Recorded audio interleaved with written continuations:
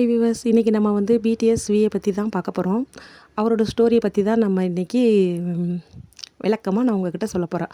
சில பேர் கேட்குறாங்க, பிடிஎஸ்னால் யார் அப்படின்னு கேட்குறாங்க. அவங்களுக்காக தான் இந்த வீடியோஸ். சொல்லப்போனால் 2K கிட்ஸ்க்கெலாம் ரொம்ப பிடிஎஸ் விக்கு ரொம்ப ஃபேன்ஸ் அதிகமாக இருக்காங்க. ஸோ இன்றைக்கி நம்ம ஸ்டோரியை பார்க்கலாம். பிடிஎஸ் ஃபேன் காலேஜ், ஸ்கூல் இது மாதிரி எல்லா இடத்துலையும் இருக்கீங்க. ஸோ அவங்களுக்கெல்லாம் என்னுடைய லவ் யூ. என்ன பண்ணிக்கிட்டு இருக்காரு தெரியுமா லாக்டவுனில்? ஸோ ஸ்கூல் காலேஜ் படிக்கிற பசங்கள்லாம் லாக்டவுனில் எப்படி ஆன்லைனில் கிளாஸ் போயிட்டு இருக்கீங்களோ அதே மாதிரி தான் வியும் ஆன்லைனில் வந்து இங்கிலீஷ் கிளாஸ் கற்றுக்கிட்டு இருந்தார். பிடிஎஸ் டீமில் வந்து ஆரம்புக்கு மட்டும்தான் இங்கிலீஷ் தெரியும். ஏன்னா சவுத் கொரியாவில் நிறைய பேருக்கு இங்கிலீஷ் தெரியாது. ஸோ ஆரம்புக்கு மட்டும்தான் இங்கிலீஷ் தெரியும். நம்மளும் வந்து இங்கிலீஷ் கற்றுக்கணும், அதன் மூலமாக குளோபல் உள்ள ஆடியன்ஸ் கனெக்ட் பண்ண முடியும்னு சொல்லிட்டு 25 வயசுலேயே இங்கிலீஷ் கற்றுக்கிட்டு இருக்காரு. இப்போவும் கற்றுக்கிட்டு இருக்காரு. எப்பா இது என்னப்பா பெரிய விஷயமானு கேட்டால், அவருக்கு இன்றைக்கி புகழ் இருக்குது. அவருக்கு ஃபேன்ஸு ஃபாலோவர்ஸ் அதிகமாக இருக்காங்க. அவருக்கு கொட்டி கிடக்குது பணம், காசு. அப்படி இருந்தாலும் கற்றுக்கணும்னு நினச்சி கற்றுக்கிறாரு. இதில் இருந்து அவர் ஸ்டோரிக்குள்ளே போகலாம். அவருடைய ஊர் டைஹோ அப்படின்னு சொல்லிட்டு ஒரு கிராமம்தான். அவங்க அப்பா வந்து கிராமம்தான். அவங்க அம்மாவும் அப்பாவும் ஒரு விவசாயம் எப்படி பார்த்தீங்கன்னா ரொம்ப ஹார்ட் ஒர்க் பண்ணுற அளவுக்கு விவசாயம்னா ரொம்ப பிடிக்கும் அவங்களுக்கு. 2 பேருமே விவசாயம் பார்த்துட்டு இருப்பதால் பையனை யார் கவனிப்பான்னு சொல்லிட்டு பாட்டி வீட்டில் கொண்டு வந்து விட்டுட்டாங்க. பாட்டி வீடு டைஹோ கிராமத்திலேருந்து கொஞ்சம் தூரம். அதனால் பாட்டி வீட்டில் தனியாக தான் இருந்தாராம். பாட்டி தான் 14 வருஷம் பார்த்துக்கிட்டாங்க. ஸோ அப்படி பார்த்துக்கிட்ட போது ஆரமோட அம்மா வந்து என்ன சொல்கிறாங்கன்னா, படித்தே ஆகணும், சீடியெல்லாம் தூக்கி போட்டுரு, மியூசிக் எல்லாம் பண்ணக்கூடாது அப்படியெல்லாம் திட்டம் செஞ்சாங்களாம். ஆனால் இவருடைய அப்பா வந்து ரொம்ப வித்தியாசமானவராம்.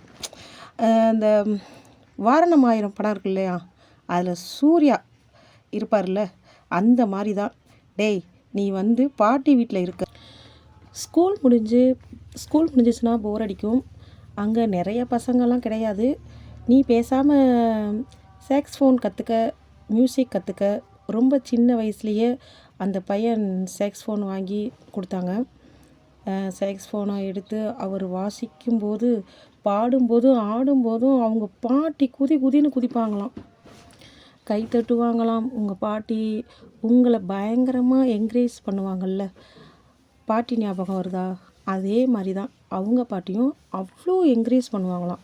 ஒவ்வொரு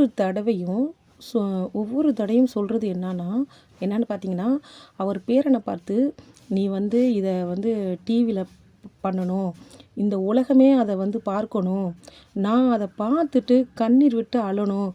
அந்த ஒரு விஷயத்தில் அவங்க பாட்டி சின்ன வயசில் இருந்தே சொல்லிக்கிட்டே உருவாக்குனாங்களாம். ஒவ்வொரு தடவையும் பையன் நடிக்கும்போது ஒரு பாட்டி சொன்னால் எவ்வளவு என்கரேஜ்மெண்ட்டாக இருக்கும். அப்புறம் பார்த்திங்கன்னா, ஸ்கூலில் கூட டீச்சருக்கு ரொம்ப செல்ல பிள்ளையாக இருக்கார். இவரோட க்ளோஸ் ஃப்ரெண்டு, எனக்கு பிறந்தநாள் வருது, அவரோட பிறந்தநாளுக்கு கிஃப்ட் கார்டு அப்புறம் 2-3 விஷயம் வாங்கிட்டு போயிருக்காரு. அவருக்கு வந்து பார்த்திங்கன்னா 12 வயசு தான் இருக்கும். அந்த டைமில் இங்கே வா அங்கே வான்னு சொல்ல அலைய விடுறாரு. வீட்டுக்கு முன்னாடி வந்து மற்ற ஃப்ரெண்ட்ஸுங்க முன்னாடி வியை வந்து அவமானப்படுத்தி அனுப்பியிருக்கிறாரு. எதுக்கு இவன் இப்படியெல்லாம் பண்ணுறான், க்ளோஸ் ஃப்ரெண்டு ஏன் இப்படி பண்ணுறான்னு தெரியலை. சரி, முதல் வாட்டி விட்டுருவோம்னு, அதுக்கப்புறம் எக்ஸாம் டைமில் பண்ணாத தப்பை இவர் தான் பண்ணாருன்னு ஃப்ரெண்டு வந்து போட்டு கொடுத்துறாரு. வீட்டுக்கு வந்ததும் பாட்டிக்கிட்ட அழுகிறாரு. ஏம்மா, என் க்ளோஸ் ஃப்ரெண்டு இப்படி பண்ணிட்டாமா, நம்ப வச்சு ஏமாற்றிட்டான் அப்படின்னு சொல்லி அழும்போது பாட்டி ஒரு வார்த்தை சொல்கிறாங்க, அதை நோட் பண்ணிக்கோங்க, நோட் பண்ணி வச்சுக்கோங்க. நீ இப்போ கெட்டதுன்னு நினைக்கிற பார்த்தியா, இந்த கெட்டது இருக்கிற உலகத்தில் தான் நல்லதும் இருக்குது. கெட்டது இருந்தால் தான் உன்னால் லைஃப்பில் ஜெயிக்க முடியும்னு பாட்டி சொல்கிறாங்க. அதுக்கப்புறம் தொடர்ந்து வந்து மியூசிக் பண்ணுறதுனால அந்த ஃப்ரெண்டை அவாய்ட் பண்ணுறது போயிட்டு இருந்திருக்கு. இன்னும் 2 வருஷம் வந்து மியூசிக்கெல்லாம் பண்ணிகிட்டு இருக்கும்போது இன்னொரு ஃப்ரெண்டு வராங்க ஸ்கூலில். இந்த ஸ்கூலில் இருக்கிற ஃப்ரெண்டு என்ன பண்ணுறாருன்னு பார்த்தீங்கன்னா, விக்கெட் என்ற என்டர்டைன்மெண்ட் டேகுவில் ஆடிஷன் வந்து நடத்துகிறாங்க. அந்த பையன் நான் போய் கலந்துக்க போகிறான். அந்த பையன் போகும்போது என் கூட வான்னு வியையும் கூட்டிக்கிட்டு போகிறாரு. நிறையா பேர் கலந்துக்கிட்டாங்க. ஃப்ரெண்ட்ஸு செலக்ட் ஆகலை. ஆனால் வி அவர்களுக்கு வந்து மியூசிக் நல்லா வருது, டான்ஸ் நல்லா பண்ணுறாரு, நல்லா பாடுறாருன்னு அவரை செலக்ட் பண்ணிட்டாங்க. இதோட இந்த பார்ட் 1 முடிச்சுக்கிறேன். உங்களுக்கு பார்ட் 2 டேஸில் கண்டிப்பாக வீடியோஸ் நான் அப்லோட் பண்ணுறேன். அது வரைக்கும் வெயிட் பண்ணுங்கள்.